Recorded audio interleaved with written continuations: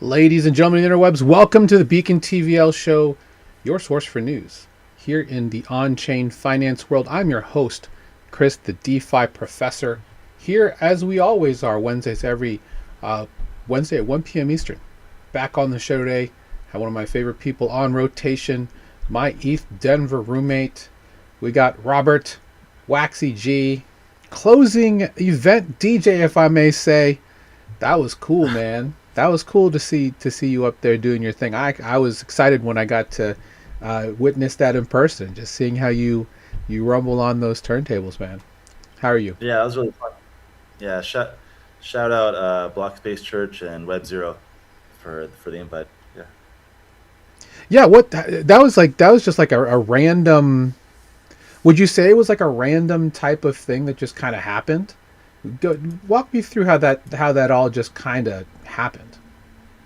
Well, I mean, as you mentioned, we were roommates. We went out to some events, and Yep.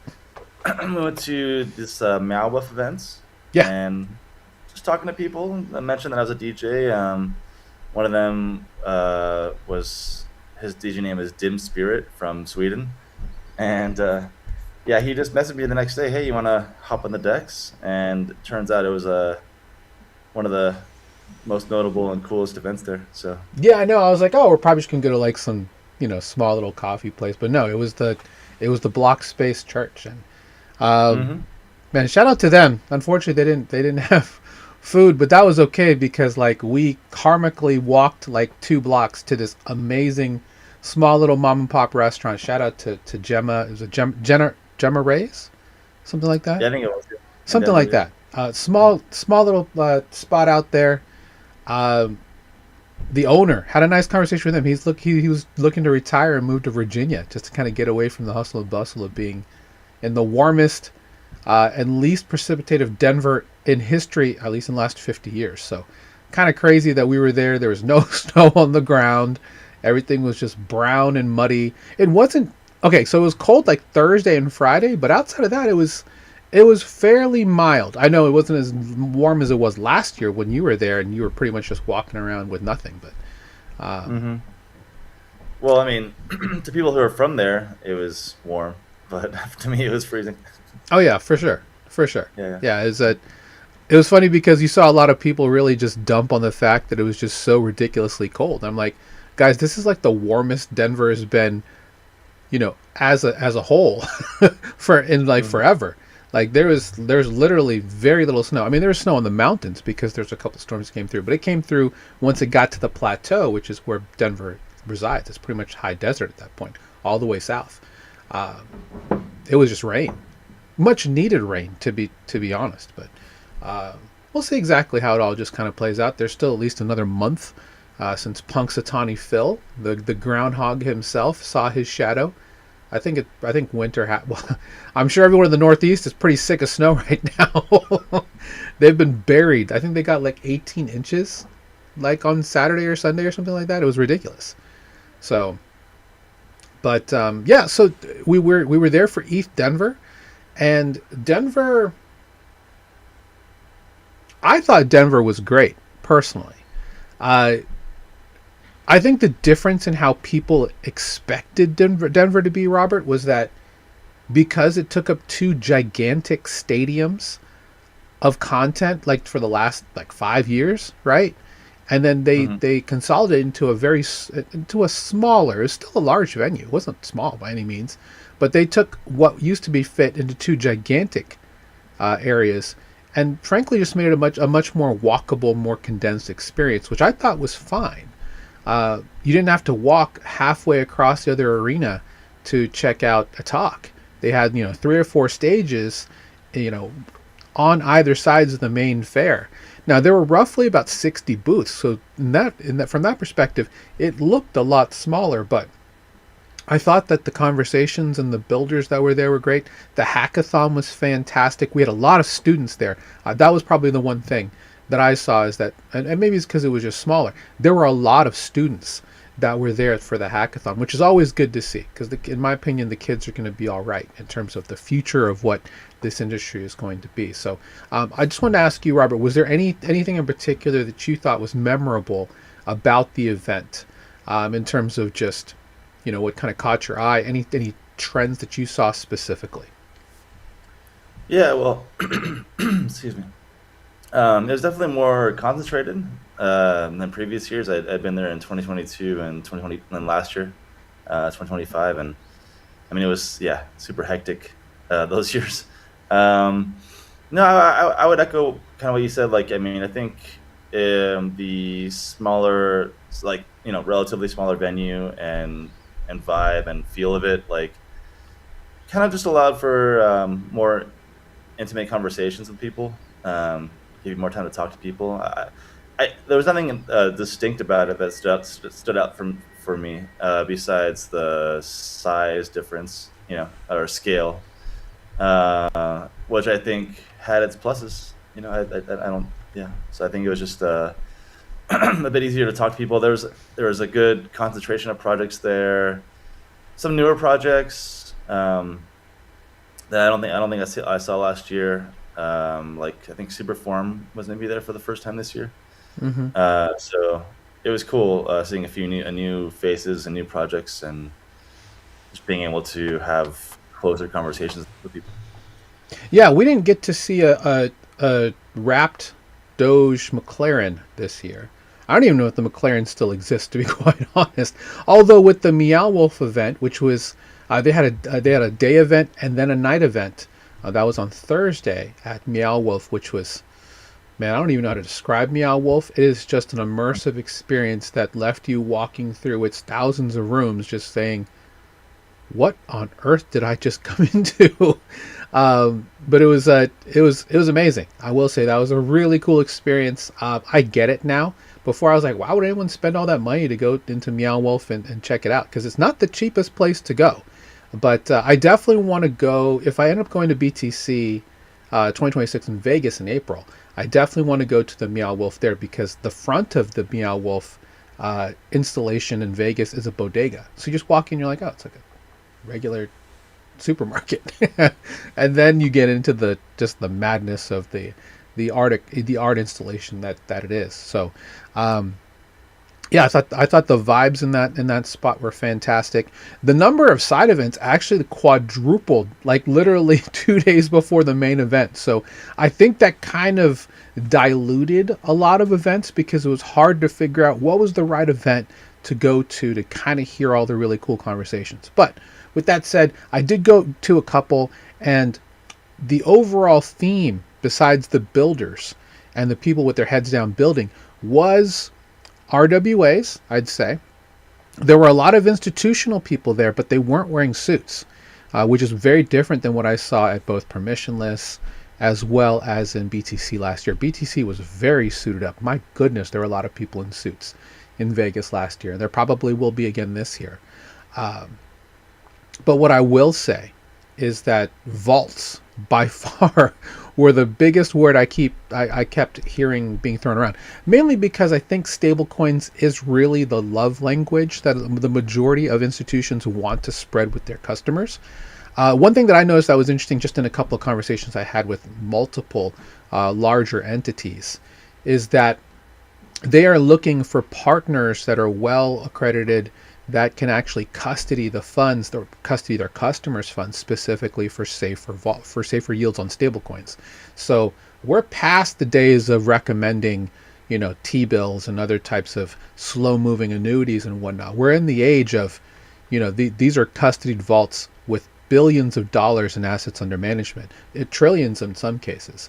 And so I think for me, that was probably the biggest change, is that we saw a lot of people talking about vaults, about institutions embracing the fact that they're going to get a better source of 3 to 5% for their customers with 4% of their portfolio. Crypto Mom was there, Hester Pierce, and I don't have the article up, but she did talk about the ability for banks to take a 2% haircut, which is, has a lot of things going on for it. We'll talk about more about that. One thing I did want to cover before we talked about the market was honestly the main reason why ETHDenver exists. And for a lot of people who don't know, the reason why it exists is because primarily it's a hackathon, guys.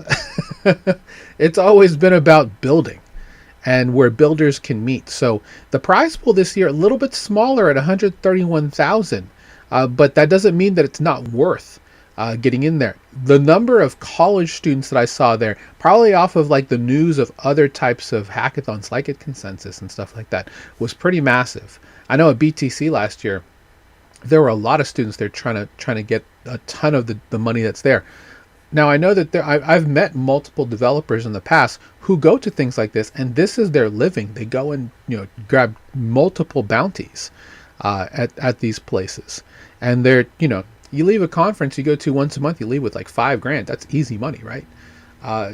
One thing too that was probably a big thing, and Robert, I know that we didn't get a chance to go to the events for this, but in its infancy, OpenClaw and agentic setups like that, they had their own hackathon on Saturday, specifically Thursday and Saturday. They had two of them. That's how big the agentic economy is going to become to this space. A lot of people are like talking about the pivot to AI. I think there's definitely a partnership here, and talking about how agentic flows for them to even have their own hackathon during the main event, one of which was sponsored by ETHDenver, or they put it on at least. It was called Claws Out. So I was very surprised by that. So yeah, what did you think about seeing that much open claw or agentic related building happening at this? Is it just kind of what's the next frontier? What are your thoughts? Yeah, I thought that was cool to see. I think it's obviously like a supernatural fit for a conference half full of developers, right? You're right. To see OpenClaw there. But it was cool seeing it explicitly featured, alongside other events and hackathons at ETHDenver, for sure. But I think it's going to become an integral part of the stack. I mean, I'm not saying necessarily part of the UI UX of projects, but it's going to become an integral part of the way that people manage their projects. I think crypto it will obviously be one of the industries at the forefront of leveraging tools like that. Obviously, it's a natural fit. So. Yeah, I was hoping to kind of get everything here, but it looks like each one there was like a specific project that just won the majority. Because oftentimes you'll see like a split. They'll choose three. Unfortunately, I was unable to actually catch the award show this year. I like going and seeing the award show, just kind of seeing what the basics are. I mean, we went from what, was it? Yeah, 4 years ago. Yeah, 4 years ago when there's no, it's 3 years ago when there's a project called Sparky or Spanky, one of the two, that did natural language swapping cross chain. And it used like a couple of different things in the background. This was before, this was when Layer 0 was just really just kind of coming into its own. So the idea that you had a natural language engine that just took instructions in this one spot to then, take money and coins and actually just perform a cross-chain swap was unreal at the time, because it was natural language. Now it's like commonplace. Like, if your OpenClaw agent didn't do that, if your banker bot terminal didn't do that, you clearly have a skill issue, right? So it's kind of crazy to see how far we've come with that. So definitely going to look through these projects and see exactly where things lie. But yeah, really, I thought it was great. I saw a lot of builders. Ironically, them moving to a new venue. Apparently the Wi-Fi in the building was awful. Like apparently worse than ever, which I'm just like, that's kind of crazy that they went to a new venue and they didn't fix the Wi-Fi problem. So I know that from an MPS score, they're probably going to take a big hit for that in particular. But it was a great event. I was very pleased with my time at ETHDenver. One thing too, for the majority of people that went there, this event was free.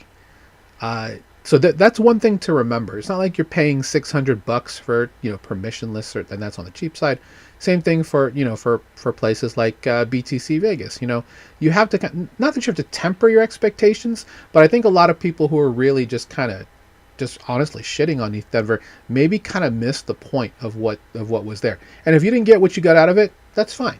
but for what we were looking for, what we were looking to find, we didn't get enough time, I think, to really meet enough projects. I know I personally didn't. I normally am there for 2 weeks, and I was only there for 4 days this time. And I had a whole list of people I wanted to see, and I only saw like 3 of them. So it was just one of those things. But hopefully for the next conference, I know people are talking about ECC, people are talking about ETH Global, NSF, Token, of course, is on the list, and then I think, what would be the next one? BTC Vegas in April, and there's something going on in March. I just don't remember what it is. Latin American events are coming up soon too, so there'll be multiple places to run into each other. So I'm excited about that. Let's go ahead and take a look at the market. Then we'll talk into the news that's going behind that push. We are green, guys. We are super. Oh God, didn't do it, did it? I tell you, man, Ecamm is kind of making me upset about this because I pay the decent amount for this, and the screen share is just ugh. But we are green is the whole point. Extreme fear stuff. We're actually at 11. We were down to like almost 5 again last week, and then we didn't get the 10 a.m. slam that we normally get here. And I don't know how much of the news you've heard about, Robert, but yesterday, actually 2 days ago, and I don't even have it up here, Zach XBT has a post where he talks specifically about, he's been doing some research, and tomorrow, the 26th, he's going to put out a whole report on one of the most profitable crypto companies in the world, banking on insider trading and all kinds of terrible things to manipulate the market. And go ahead. No, that's interesting. Yeah, I mean, it's one of those things that's going to be interesting to see how this all unfolds. People were immediately pointing to Binance. I saw Binance, I saw MEXC, I saw all kinds of things. Eric Trump got caught deleting tweets on the World Liberty Financial account. So some people think it's World Liberty Financial. However, something came out yesterday because Zach made his post on Monday. And then yesterday, in a very interesting twist, and shout out to Zero Hedge here. So Terraform Labs, the company behind the Terra blockchain that, of course, everyone remembers UST and Luna, FTX, all that stuff. Well, it went up in a ball of flames in a very interesting piece of timing. I am on record on this podcast saying that I felt that it was a coordinated attack because UST was about to be moved on Curve on ETH mainnet from a 3-pool setup, which I think is UST, USDC, and USDT, to a 4-pool setup, which would have been USC, USDT. I don't remember. It might have been DAI.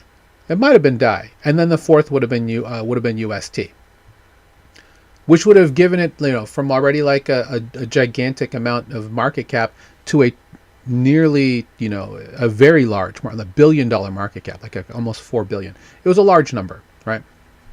It would have been like a crowning achievement, in my opinion, because at that point, Terra had just signed a bunch of different partnership deals. Like they signed a 5-year deal with Major League Baseball. They were the number 2 blockchain by market cap, just behind Ethereum at that time. And then it all just kind of went into what it went into. And of course, it does, to me, it just belabors the point to talk about how Luna and UST were just a terrible combination. It was blah, blah, blah. Yeah, we all know that.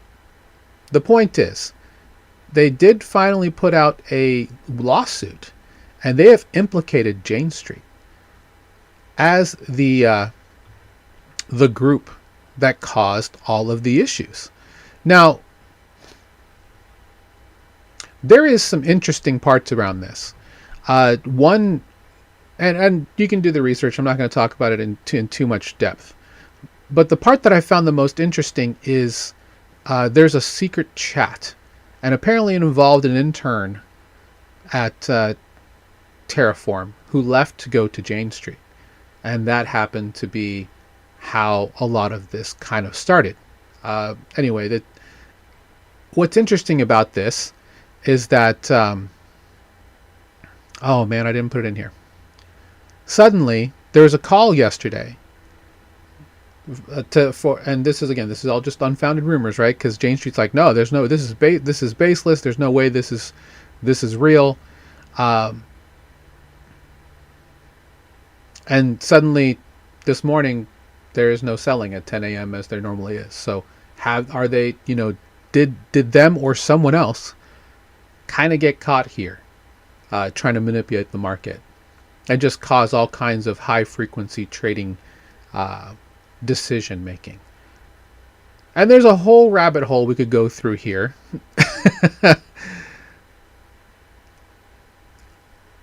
People are drawing correlations here to 1010 as well. Um, there's a lot of things I think in this space that could be somewhat coordinated. Robert, I didn't want to cut you off, but I did want to get your thoughts on this because this is it's gross. Is Jane Street really that big enough of a player to have that much influence? At Jane Street, yeah, absolutely. They're a huge desk. In fact, I read somewhere that they, looking back at it, they were the biggest market maker for Terra at the time. So, yeah, the timing is just very interesting. We're going to hear more about this because they're implicated in a lawsuit now. So this is going to change a couple of patterns. And what's funny is that you're seeing people come out of the woodwork. Oh yeah, I knew it was them. Blah blah blah. And it's either way, it's unfortunate, right? Because there are multiple people who took their lives over this. There are people who lost their life savings, of course, and we'll talk about it on Friday with Beat the Banks about the importance of an all-weather portfolio. But this is all. It's like they went back and dug through the scar tissue and ripped a scab off again, right? Is the way that I'm looking at it. It's like you went back in after the scab had grown over in their scar tissue, and now you're taking a scalpel and cutting through the scar tissue and just letting things breathe again. And yeah, it's kind of crazy. And then you hear about all of the different things that people believe in, like for example. Sam Bankman-Fried, he worked at Jane, which he did. CEO Caroline Ellison also worked at Jane. There's all kinds of. There are multiple people who work in this industry who have connections to Jane Street. So now you wonder if there is a whole coordinated syndicate. And again, not making any. Who am I to try and implicate anyone? I don't know. I'm just talking about what has been placed in front of us. Either way, I mean, man, we always say in our group at least 95% of traders lose money. This is kind of the reason why you see this kind of stuff happening, and why we're not a trading group, right? Why we believe in DeFi and all of the great things of what they're looking to do. So give me 1 second. So you go ahead and talk. I need to yell for my kids. Go ahead. So the implication here is that because Jane Street is getting exposed here, that's why the market is green today, or in answer to the past couple of days, because they're no longer dumping. Or sorry, go ahead. What was your question? Oh, that because Jane Street is getting exposed here now, that they had to stop dumping, and that's why the market is green. That's the idea. That's the idea. Interesting. So I'm just like, or maybe there are multiple people that were coordinating dumps regularly, and they don't want to get caught, because most likely, and this is the one thing about blockchain, right? Everything can be verifiable if people connect the right dots, and that is why ZachXBT has had such a great following, because he's one of the people who knows how to use all the tools, whether it's just regular things like at Arkham, or he's created a whole trackable thing, or using OSINT and all those type of databases to put things together. Is that yes, the blockchain is public and should remain public for reasons like this. For in the event that we can tie, pure manipulation or just bad actors to things like that. And what's funny is getting Zoo's thoughts from Three Arrows Capital on the entire situation on my timeline in 2026 is something I did not think I would see, honestly. And it's just like, what do you do? It doesn't surprise me at all. I mean, No, I mean that's the worst part. It doesn't surprise any of us at all. But again, mhm. It's a weird thing because it's like it's the same principle as 1010, which is something broke, something broke with a market maker, or maybe it was with Binance or whatever. yeah, But and that made people lose confidence in the market. But this is kind of this is for me, this is kind of like a double-edged sword. I mean, like, or like, I yep. mean, it's kind of this reveal. It's making the market green the past couple of days, maybe because they are literally like selling less. But I think it's the same level of. I mean, I think this should shake confidence just as much as 1010, because it's like, well, how can we trust the crypto market if this is what's really behind it? Yeah. I mean, these are parts of the bumps in the road, right? Let's call it that. There's bumps in the road on the way to true free markets, to true decentralized presences. You're going to need market makers. You're going to need a variety of different entities in this space to transition us, right, from what was the original way to what is there now. To me, it still shocks me that people think that people can't get caught in this place, because everyone. That's the one thing about humans; they make mistakes, right? So it was gonna come to a head at some point, and you can make the argument that this was always going to happen to Luna and UST. Maybe, but on that same accord, yeah, anytime we can get rid of people who are acting in bad faith, regardless if you do or do not believe in effective altruism, their CEO believes in effective altruism, just like SBF did. Not saying that effective altruism is bad. It's just an interesting way to consider it. Now, apparently, they've been buying a ton of gold and silver with a lot of the profits that they've had over the last however long. So, it makes you wonder about the gold and silver market, hitting all-time highs and doing all this type of stuff, and then that nasty flash crash that happened. Yeah, it's tough to see, but from my perspective, all we can do is continue to build and recommend the products that we know, are good ways to get return on your money. Yes, of course, everyone wants to buy low and sell high, but when you have people acting in possibly bad faith and in a coordinated effort, how do you handle that? And again, I challenge everyone: if you didn't get into stablecoin farming because you thought that the yields just weren't high enough, so you'd rather trade with leverage, I mean, this is where you start playing with fire and you get burned, right? This is where you're catching falling knives and all that type of stuff.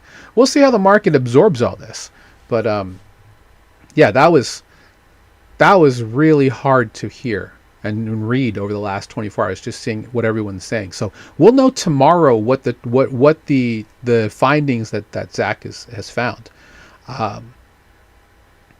And we'll see how it goes. This lawsuit is going to be pretty interesting, because there's going to be a lot of things put out, and I'm sure people have receipts. I don't think TFL would have gone this far if they didn't have some receipts. Just for transparency, I am part of the class action suit that Kroll Infrastructure has put together against Terraform Labs for claims for what happened with Luna. So that's been going on for more than a year and a half. I don't know what this does to that, but we'll see. We'll see. Going down the rabbit hole. Mm-hmm. The rabbit hole is deep indeed, my friend. Going back to the bidding here, we're seeing, of course, a lot of green. This, of course, is because Bitcoin and ETH are back on the up, right? If we check out here, also big. Nearcon is going on right now. That's big for them. Dot being up 19% is interesting. Kite AI, good for them, up 22%. They had a really strong showing. EtherFi, we'll talk about them in a minute. And overall, agentic related things. Midnight on Cardano's chain.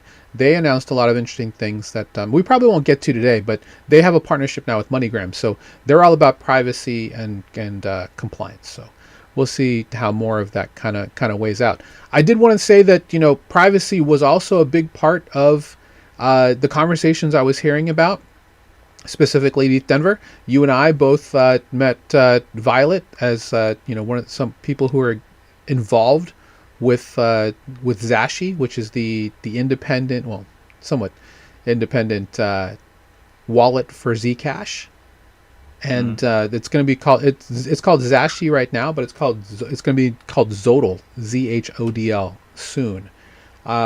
We both were available. We both were able to be introduced on how to set up a Zashi wallet, which is something I'll be doing some content on. Right? Did you have you set up your Zashi wallet, sir? Yeah, she helped me set it up. Yeah, for sure. It was amazing. Yeah, it's amazing to kind of see how that works. Using it in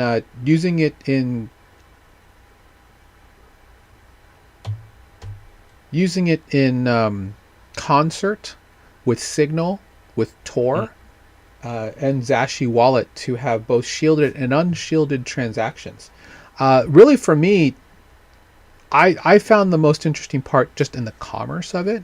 So to be able to send someone a link to send you some Zcash or whatever asset that it is, and have it be private, you're not going to know how much they have. You're not going to know where it's going to come from, but you know that you're going to receive it.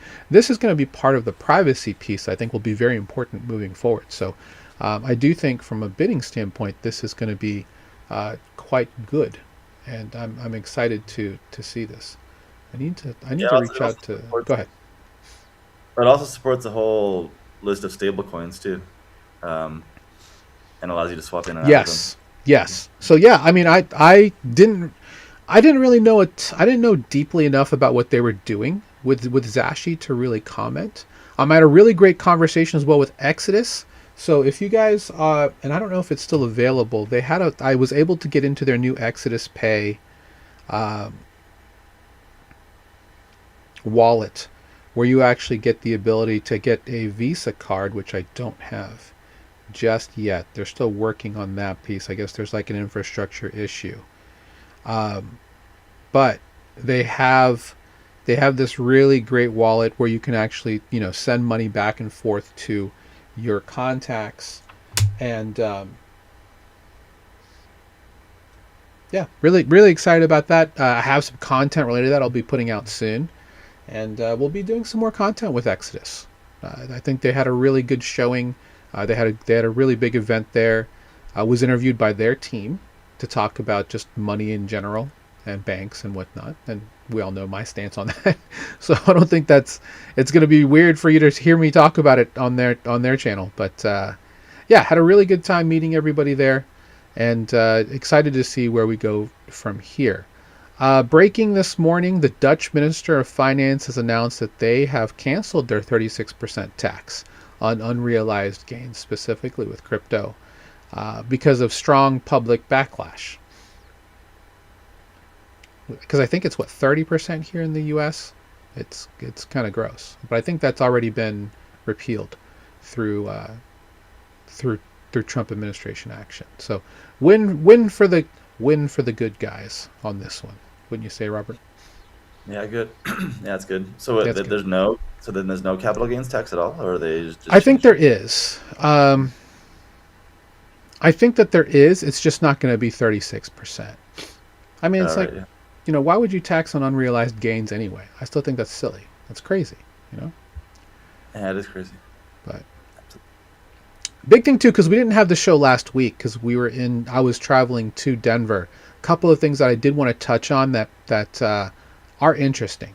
We'll start with the news that got overshadowed, I guess is probably the best way to call it, from last week. There's two things actually, but the first one is EtherFi, friends of the show. Let me make this bigger.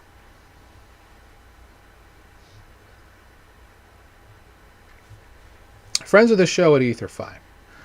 They were on ZK Scroll for a lot of their accounting and a lot of their other options that they had with all of their operations.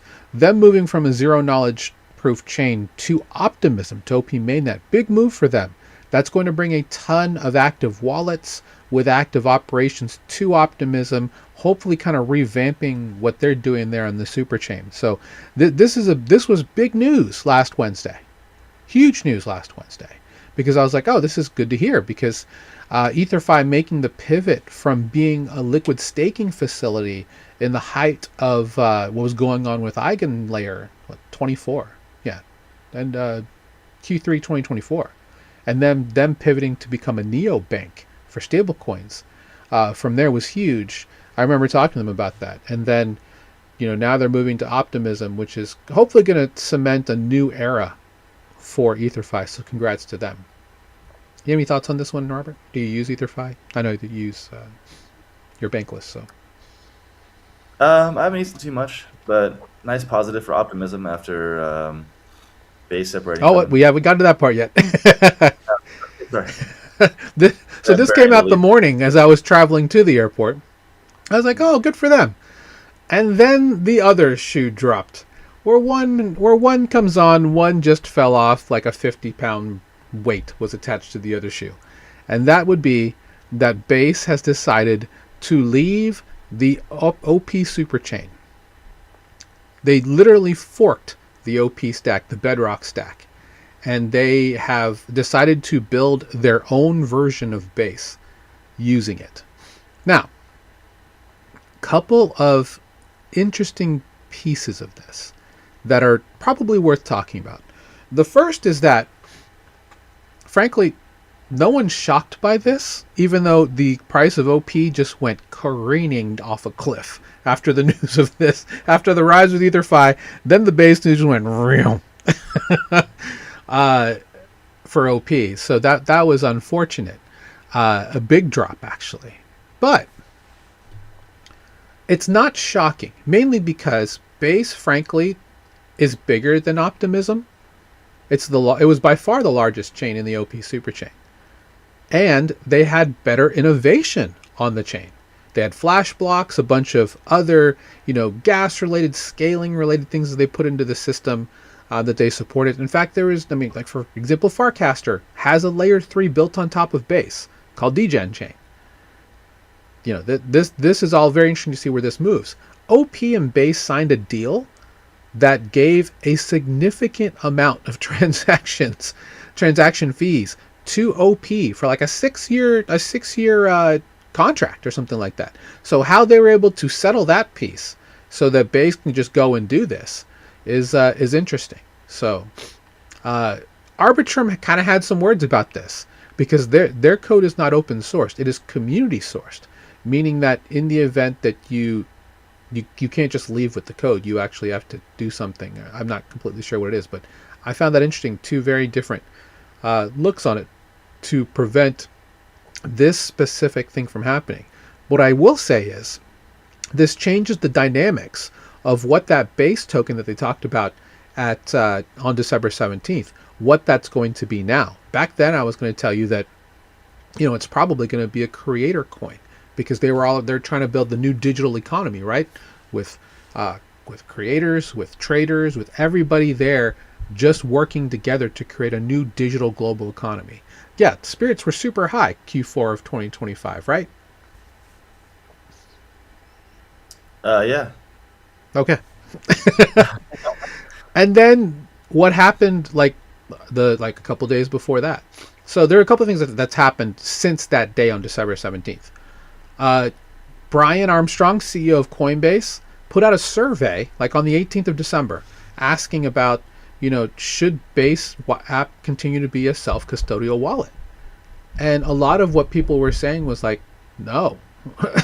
Just like crazy things. I'm just like, for a chain that was taught, and maybe the whole Jesse meme coin thing was a huge turnoff for a lot of people, maybe.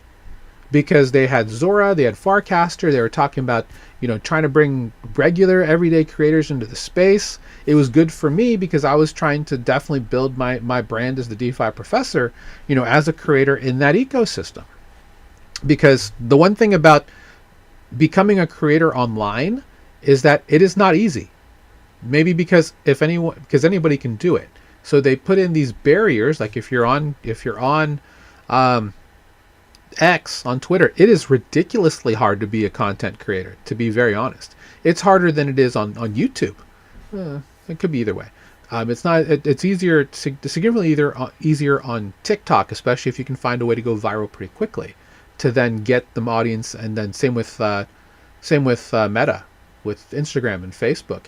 There are easier paths to get monetized there. So if you're trying to make it as a content creator, it's actually fairly easy to do it on chain, because you don't really have the barriers and you can quickly build an audience. I know people were talking about like meme coins and stuff like that. I didn't see it that way. I saw it as a way as creators having the ability to monetize their brand and audience to create communities with very little barrier to entry, which is probably the most important part, right? We saw the gentleman on Pump.fun, raise 32K to help pay his cancer bills just by streaming whatever he was streaming. There's a variety of good things that have come from this, good stories.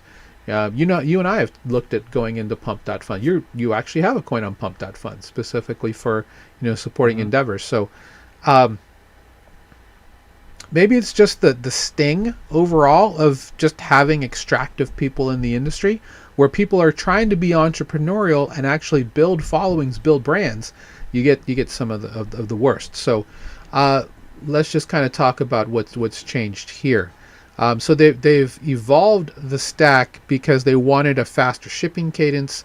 They wanted to reduce overhead, and they wanted better. They wanted a better relationship with Ethereum. Okay, that's fine. Again, very interesting that they're going to be moving to this. It also means that it's going to be easier for them to have a base token. I'm assuming that ETH is going to be the gas token, but it may not be, right? This runs into a more interesting mechanism. Could coin be a coin that people could have tokenized as part of an internal mechanism on base L2? Yeah, sure. There's a lot of things they can build now. So I think this kind of takes the shackles of them being really good citizens of the OP superchain to now we can build what Coinbase really wanted us to build in the first place, because they've shed the creator capital markets thing. The other part that I'll talk about in a second is we'll talk about that in a minute. But how do you feel about them having their own blockchain at this point to really just push what they were pushing? Was this expected, or is this kind of a shock? I think it was expected. I think it makes sense. I mean, I think the op Superstack deal was possibly riding a bit of hype during L2 mania, and so I think this was maybe somewhat inevitable, that they would want to have more control over the chain. Yeah, I completely agree, and this will probably in the long run be good for both. Could be, right? Aerodrome is looking to potentially go to layer 1. They'll still have some ties to base, I'm guessing. But we'll see exactly how this plays out. I think overall it's probably better, more aligned with Coinbase. In fact, I'm pretty sure that there will be some deeper integrations with CoinStock than there is now, because right now I think Coinbase just makes a portion of sequencer fees, I think is all that they get from Base. So this opens up the door to a lot more synergy between the two. We saw Base app move from a social app now to just a trading app. It's meant to be a trading app, and essentially they want to make more. They want to make more fees, right? This particular example, I think is pretty telling, and shout out to Santosa for this. This is a pain point, by the way, that it costs a 1% fee on every swap and bridge if you're using the base app. I remember I was trying to post on the base app. I was literally just posting on the base app just some content to just kind of keep, the momentum of my creator arc going on the base app. It was almost $1 for me to make that post. I was like, what is this? And I'm just like, that's not gonna work for me, man. So yeah, they're looking to be a trading first app moving forward. That's not going to work well if they're charging a 1% fee on every trade or swap. Let me tell you that. We'll see.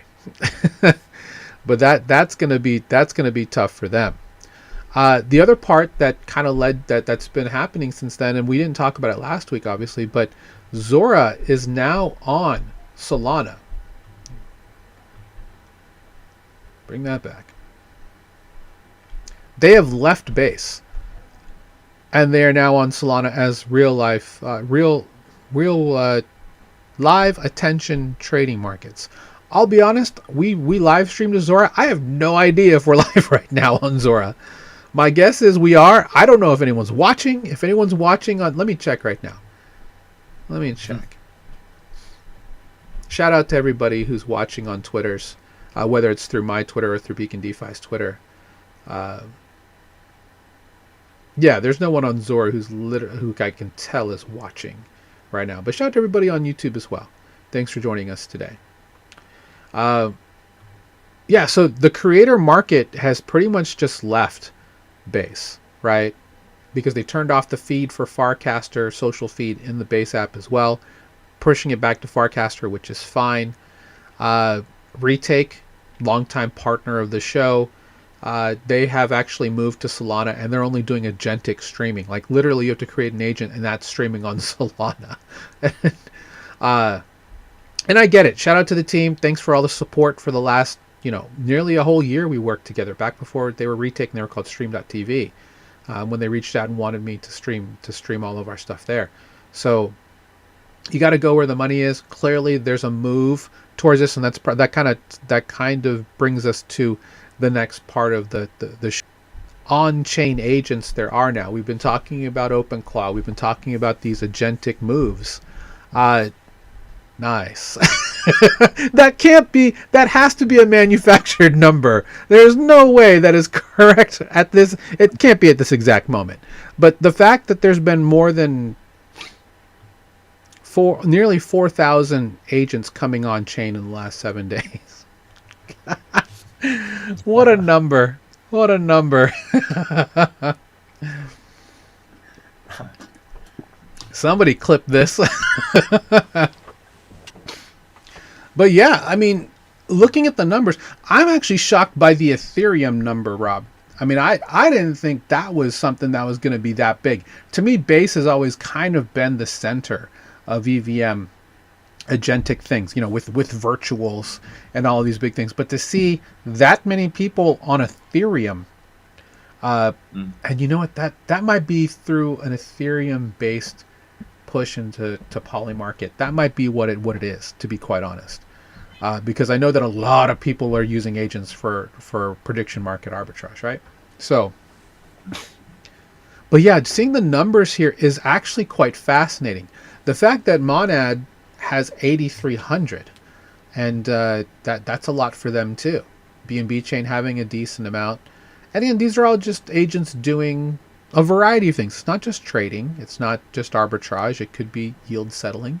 It could be just moving funds back and forth. It could be payment agents as well. So being able to just pay for things. I did want to talk real quick about this. This is from Patrick and John Collison from Stripe. They were on a recent TPNB show where they talked a little bit about the levels of agentic commerce. I think this is quite interesting as well. The ability to really just talk about how you interact with your agent on different levels, specifically 3, 4, and 5, where you just literally just say, find me options for back to school clothes for Bobby, where the system already knows your preferences and just gives you the options. And then the level above that is just like, get this back to school shopping done for Bobby, keep it under $400, where they know all of that. Uh, this is a very simple example, but this can be tied to any activity with agents.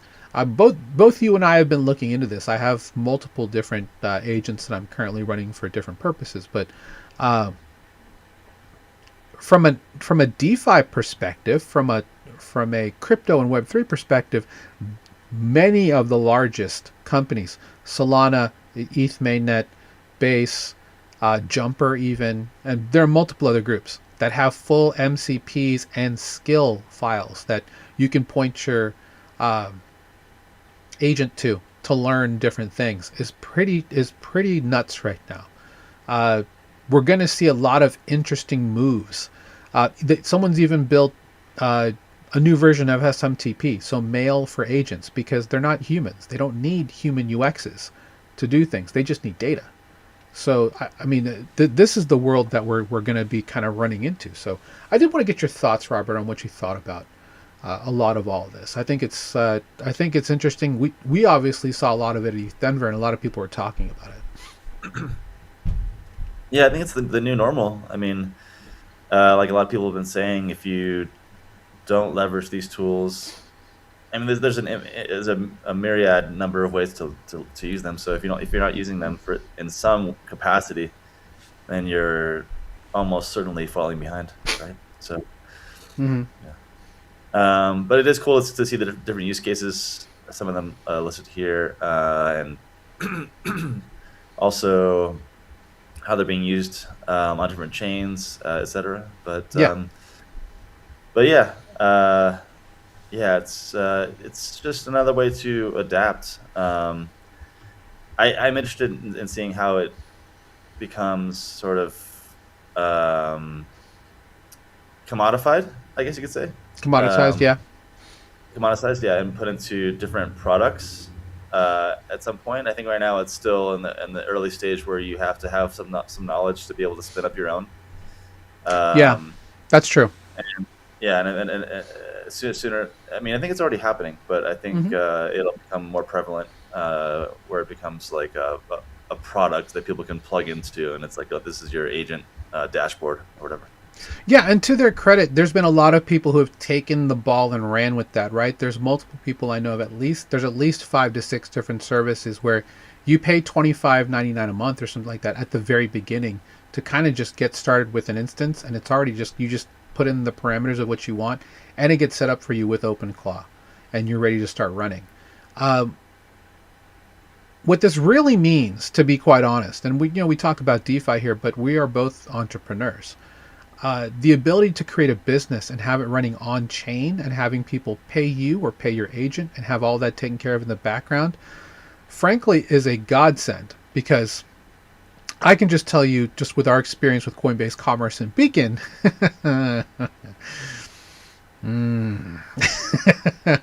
not not good. fun, by the way.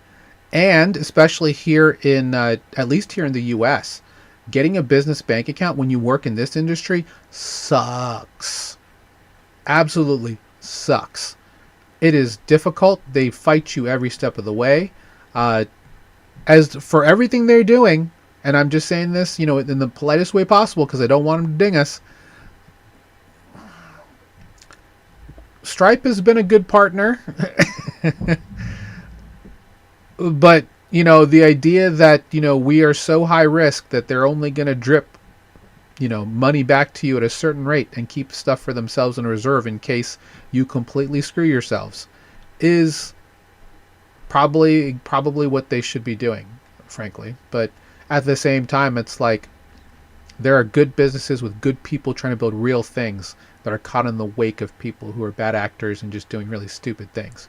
So if someone can solve that for solopreneurs and small business owners, like what people are doing here with OpenClaw and creating all of these types of bots, to become full-time employees or virtual assistants or just whatever people are using them for, it's novel, it's fascinating, and I'm very curious to see how we are looking back at this by the time second half of 2026 comes around.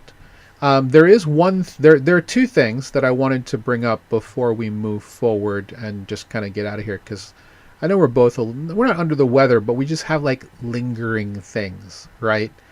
Um, Mm-hmm. let's see if I can find it.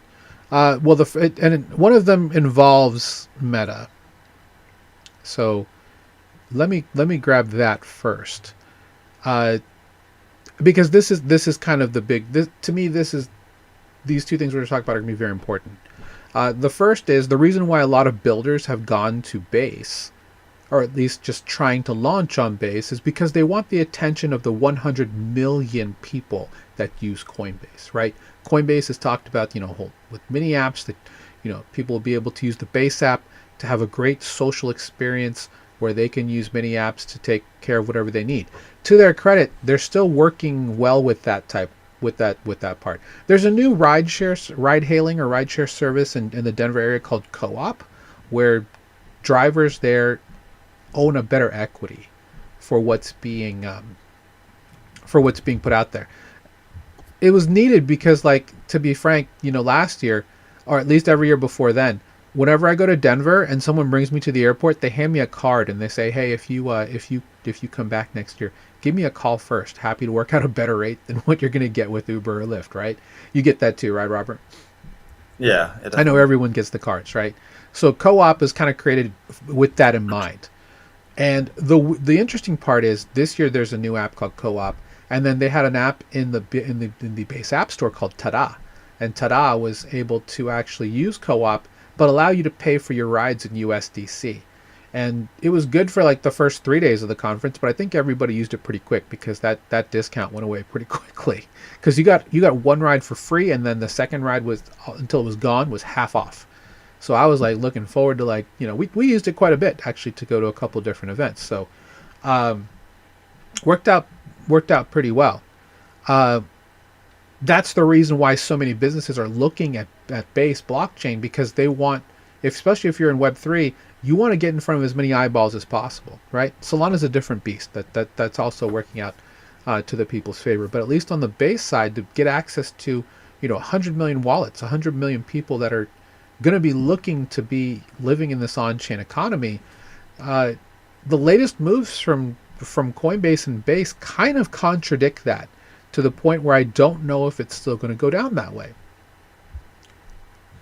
And maybe it won't. I don't know. You met with a lot of builders. They're all talking about going to, they wanted to come to Base because that's where a lot of the exposure was going to be, right? They're helping you build, Yeah. all that stuff, right? Well,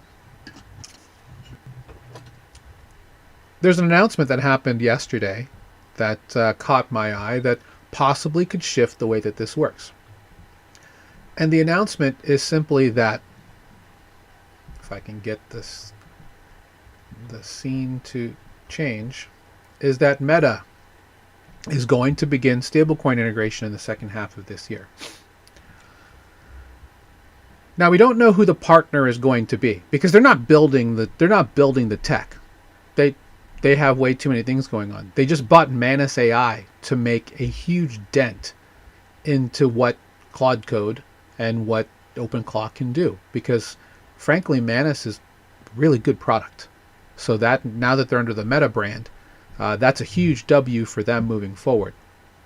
Just like WhatsApp and Instagram are huge W's for them in the past. This partnership, and you can't see my cursor, but this partnership of them going possibly with either of these, if not both, is pretty big. Because if you remember, Robert, they had something called Diem, which used to be called Libre at one point, the Libre project, where they were looking to create their own stablecoin to help the underbanked and the underserved. It died on the vine before a lot of those teams, I believe, went to both Sui and Aptos. But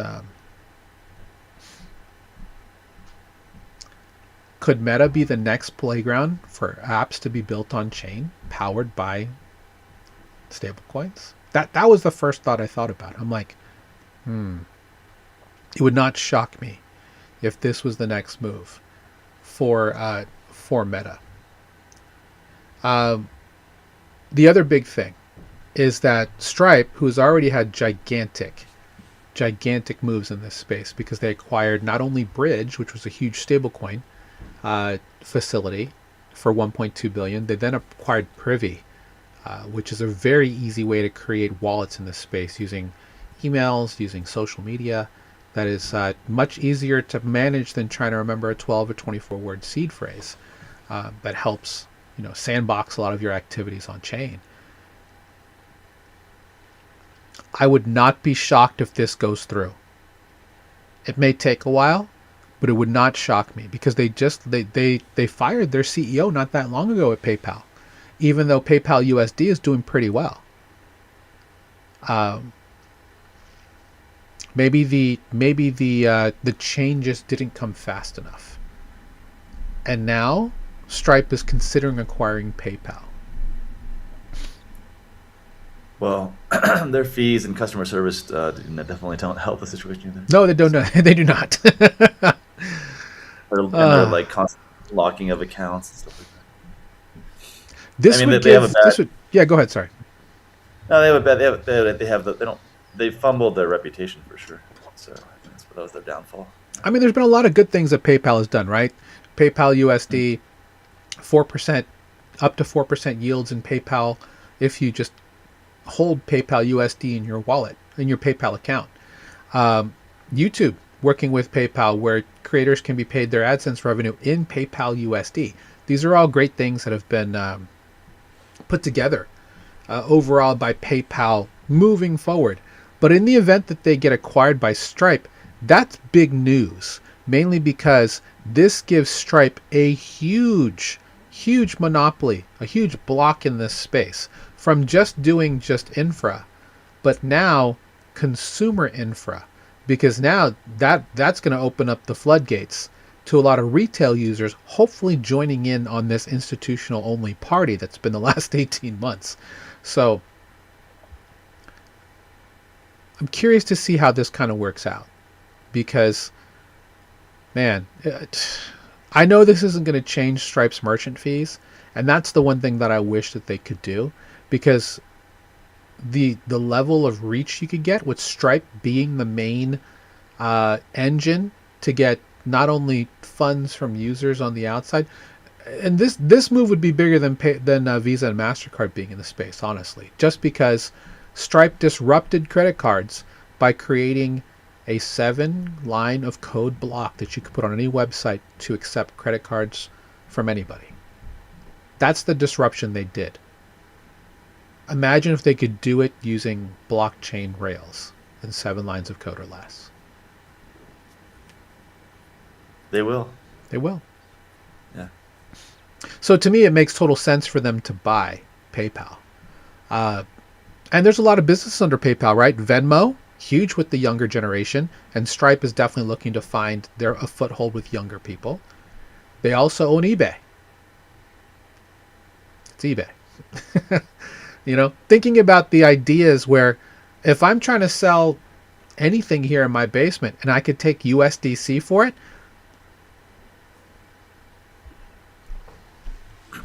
Another example of how people have been spending years building crypto alternative products, but yeah, actually, what's going to happen is the established platforms are just going to come to crypto. So isn't that the truth? Yeah. And honestly, that's probably the hardest pill to swallow, right?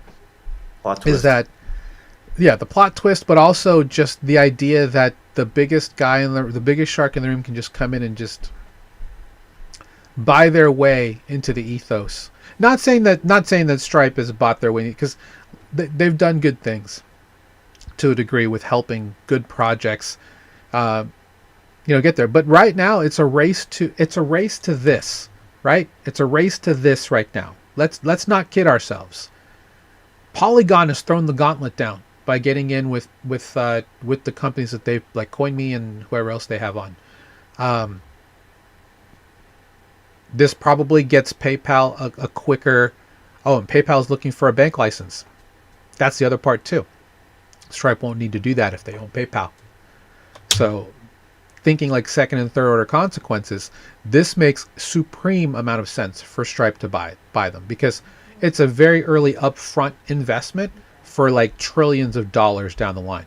Because we know what's going to happen, especially if if Jane Street just stops manipulating the market and we go back up to 100K with Bitcoin, then people are going to be like, what are we going to do now? The problem is that this deal may take a while to get approved, because this is going to be looked at for antitrust. No doubt about it. So this may not happen right away. Much like when Coinbase bought Deribit last year, it took 9 months for that deal to go through. This kind of deal could also take that length of time to come to fruition. But yeah, just reading what shout out to Alex Johnson, by the way, what they said here. They had the opportunity to build all this before, and Stripe just comes through and just puts all the pieces together like the ultimate pineapple. What a world we live in, Robert. What a world we live in, brother. Yep. It's pretty wild. Pretty wild. And really, that's the show for today. I really just kind of wanted to cover our experience in Denver together. Shout out to Julia, by the way, our member at Beacon, who was so kind to drive us everywhere, while she herself, uses an e-scooter. So we tried to help her out as much as we could, and she was such a good sport, and she definitely got a lot of really great information and just meeting a bunch of protocols, things that we love bringing people to Denver for specifically. So shout out to her. Shout out to everybody we met. I'll be on panel with Treble Swap tomorrow. They're an up-and-coming DEX on Base blockchain. I'll be there with them tomorrow at 11 a.m. Eastern. So check that out if you want to hear me talk a little bit about that. Base had a really good showing at ETHDenver. They had a very prominent booth. There are a lot of great projects. Shout out to Banker for giving out a lot. A rep from Banker just came out there and just put out a lot of this merch, and this hat is clean. I like this hat. I wore this around all the way home back here to Nebraska. So Stand with Crypto also very big at the event. So met multiple people from multiple states who are with Stand with Crypto. Also with a couple of legislative members from different states. Got to talk to them about what Beacon does for education, what I do for education. That was really great. So, yeah, been a really great experience. Happy to to share some time with you, Robert. I think we had a good time talking, and just about learning what was going on, and met a lot of interesting people. Privacy, RWAs, vaults. To me, were probably the biggest conversations that we were involved in. And DeFi is not going anywhere. In fact, it's just taking TradFi, DeFi, and just creating Fi. That's the overall message that we've been talking about, for months now here. 2026 is the year of integration, and it's going pretty swimmingly so far. At least everybody I talked to was pretty pumped about it, because they got a lot of things, I think, settled to really just start the flow. And once the Clarity Act gets passed, which I think honestly at this point is going to happen before March 1st, based on what I keep hearing behind the scenes, they've worked some things out. Hold on to your hats, kids. It's about to get nutty. So let them know where the people can find you, Robert. Yeah, as always, at Omega__84 on X, and at Omega_84 on Telegram. Wonderful. Yep. Coinfellow wearing the shirt today. I was wearing an Etherlink shirt. I have an Etherlink shirt underneath this, but it's super green, so can't really wear that. But shout out to them. That's the EVM layer for Tezos at Etherlink as an app chain. So they're really good tech there. Looking to have them on the show. A lot of people were looking to have on the show. Met a lot of really great teams and initiatives out there. So shout out to Coinfellow for this shirt. They have a really cool AI yield seeking agent. I think is probably the best way to describe it. Natural language can go out and just find any type of yield you're looking for. So But we're gonna have some new faces here on panel very soon. Just need to get all that put together. But thanks for joining us again. And I mean, I guess I should do the I forgot to do the correct thing and talk about the mothership. That's my fault. Check out Total Value Locked. School.com/beacon. Learn for free about decentralized finance. Learn more about what you're hearing here. Check out our free group. And check out our Start Here post. You'll get a message from myself and our CEO, Andrew, to learn more about our paths. And, we have tons of free content. We do a free community training every Friday called Beat the Banks. Love to see you there for that. That's 3 p.m. Eastern. Here on the same social channels. And if you're looking for one-on-one mentorship, or if you want to be among the best of the best, or be in a situation where you can make your first dollar in DeFi in 48 hours, reach out. We've got a lot of great different offerings for you. And shout out to our Beacon Mastermind founding members and our Beacon Mastermind members currently for helping make what we do possible. We love you guys very much. And we'll see you next week here on the same show that's been going on every week for the last. I think I saw that we're like at episode 596 or something like that, Robert. We've been here a while. Oh, wow. I know. I was like, it's been a lot, and so proud to just be a part of the legacy here, and of course thanks to you and all of our great co-hosts and panelists who come through. So we'll see you next time, this same time, 1 p.m. Eastern every Wednesday. See you then. Take care. Say here, beacons up, banks down. Take care, everybody. Have a great week.